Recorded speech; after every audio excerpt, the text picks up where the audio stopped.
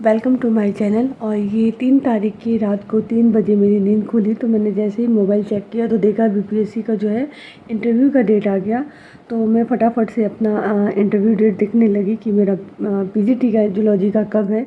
तो मुझे जैसे ही पता चला कि ये अगले दिन यानी 4 तारीख को ही है, तो मेरी तो बिल्कुल ही नींद उड़ गई और मैं उसी टाइम बैठ गई अपने सारे डॉक्यूमेंट को अरेंज करने में, क्योंकि सब कुछ करना था। प्रिंट आउट निकालना था जो हमने आवेदन भरा था, उसके बाद ओबीसी और जो है निवास उसका मोबाइल में ही था, हार्ड कॉपी नहीं थी, वो निकालना था। तो यहाँ पे मैं फटाफट से अपने सारे डॉक्यूमेंट के सेट 4-4 लगा रही थी, क्योंकि टीजीटी और पीजीटी दोनों का था। लेकिन वहाँ पे सिर्फ 2 ही फाइल मांगी गई थी, और दोनों 2 ही फाइल से आपका टीजीटी और पीजीटी दोनों का ही वेरिफिकेशन हो गया था मेरा। लेकिन फिर भी मैं एक्स्ट्रा में 4 फाइल लेके गई थी और काफ़ी नर्वस फील हो रहा था। इतना नर्वस फील मतलब एग्ज़ाम के दिन नहीं हो रहा था जितना डॉक्यूमेंट वेरिफिकेशन के टाइम में हो रहा था। तो यहाँ पे मैं जैसे लगभग पूरा ही दिन मेरा निकल गया ये सारी चीज़ें को अरेंज करके और एक फ़ाइल में लगाने पर। और वहाँ पर जब मैं गई तो वहाँ पर मैं 10 बजे पहुँच गई थी और पहला दिन था, तो किसी को कोई आइडिया नहीं था कि किस तरह से जो है वेरिफिकेशन होगा। तो उन्होंने कहा कि किसी भी काउंटर पे आप लग जाइए, और कोई सब्जेक्ट वाइज काउंटर नहीं था, मतलब कि जो पहले लग जाएगा लाइन में मतलब उसको पहले वेरीफाई किया जाएगा।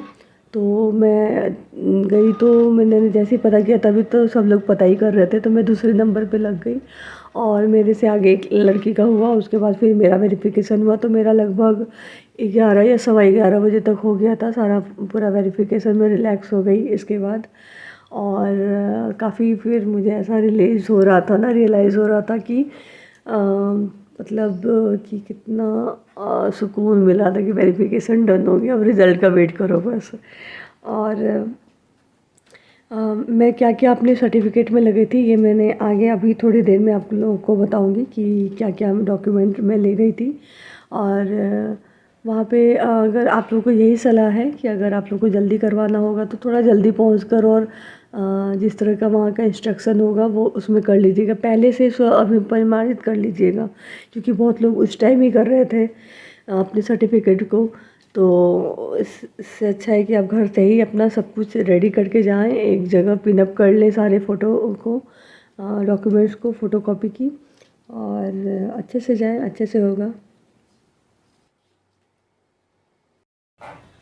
मेरा आज डॉक्यूमेंट वेरिफिकेशन हो गया। आज 4 तारीख को मेरा डॉक्यूमेंट वेरिफिकेशन था पीजीटी जूलॉजी और टीजीटी साइंस के लिए। और मैं इतनी ज़्यादा मतलब कल इतना ज़्यादा डॉक्यूमेंट को अरेंज करना और फिर इतना ज़्यादा प्रेशर था कि मैं बिल्कुल भी वीडियो नहीं बना पाई, और वहाँ का भी मैं नहीं बना पाई।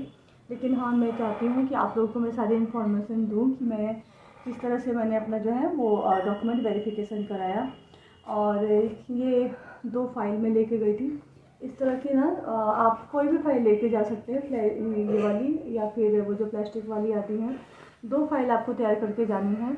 अगर आप पीजीटी और टीजीटी दोनों के लिए जा रहे हैं तो भी आपको सिर्फ 2 ही फाइल वहाँ पे सबमिट करनी होगी, और अगर आप सिर्फ टीजीटी के लिए जा रहे हैं तो भी आपको 2 ही फाइल वहाँ पे सबमिट करनी होगी।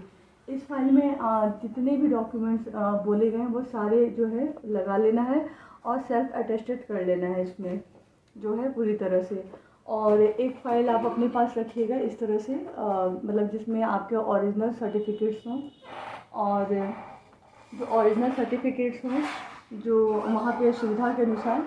इस तरह से जो है ना, जैसे ये हमारे हैं तो इसके अंदर प्लास्टिक के अंदर नहीं रखिएगा इसमें, क्योंकि वहाँ पे निकाल कर और देने में और फिर देकर फिर इसमें रखने में बहुत प्रॉब्लम हो रही है। तो जितने भी आपके जो डॉक्यूमेंट हैं, सर्टिफिकेट्स हैं, उनको आप इस तरह से जो है एक सीरीज़ में लगा लीजिएगा, जैसे पहले 10th 12th, फिर ग्रेजुएशन, फिर पीजी और फिर बीएड।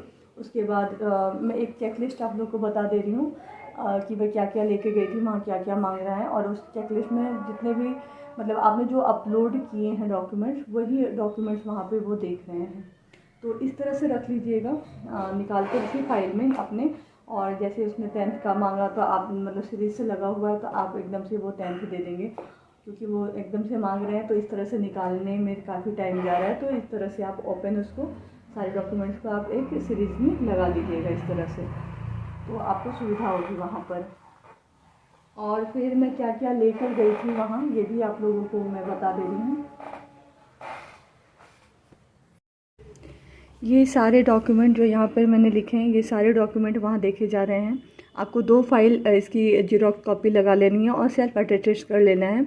उसके बाद यहाँ पहले में है एडमिट कार्ड आप लगाएंगे, उसके बाद आधार, फिर जाति, अगर आप किसी रिजर्वेशन से हैं तो जाति का लगाएंगे, निवास लगाएंगे, 10th की मार्कशीट और सर्टिफिकेट, 12th की मार्कशीट एंड सर्टिफिकेट, ग्रेजुएशन की मार्कशीट एंड सर्टिफिकेट, और आप पीजीटी के लिए अप्लाई हैं तो पीजी की मार्कशीट एंड सर्टिफिकेट, आपका जो ऑनलाइन आवेदन किया हुआ है उस वो लगाएंगे। उसके बाद 2 फ़ोटो लेके जानी है, और उसके बाद अगर आप कोई शिक्षक, नियोजित शिक्षक हैं तो उसके संबंधी दस्तावेज जो भी आपने वहाँ पे लगाया है, अगर आपने वहाँ पे एनओसी लगाया है तो वो एनओसी देखेंगे, अगर आपने वहाँ पे ज्वाइनिंग लेटर लगाया है तो ज्वाइनिंग लेटर देखेंगे, या फिर आप पहले के टीचर हैं और आपने दक्षता दिया हुआ है तो वो दक्षता प्रमाण पत्र अगर आपने वहाँ पे लगाया है फॉर्म भरने के समय तो वहाँ पे यही देखेंगे। ऐसा नहीं है, मैंने ज्वाइनिंग लेटर लगाया हुआ था और मैं एनओसी भी लेके गई थी तो उन्होंने मेरे से एनओसी का डिमांड नहीं किया, सिर्फ उन्होंने मेरा ज्वाइनिंग लेटर ही देखा। और मुझे लग रहा है कि बहुत ऐसे हैं टीचर जिन्होंने एनओसी लगाया है तो उनसे वो एनओसी ही देखेंगे। फिर भी आप अपने सेफ्टी के लिए जो है वो दोनों ज्वाइनिंग लेटर, एनओसी और दक्षता, मतलब ये जितने भी आपके नियोजित शिक्षक से संबंधित जो भी आपके दस्तावेज हैं वो सारे आप अपने पास रख लीजिएगा।